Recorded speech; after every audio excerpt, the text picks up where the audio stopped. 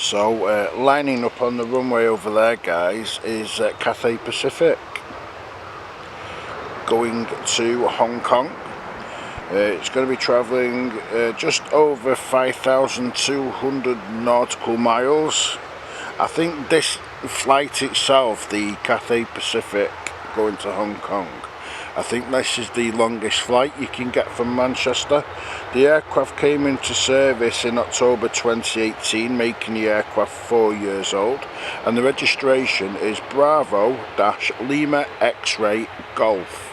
Cathay Pacific to Hong Kong, A350.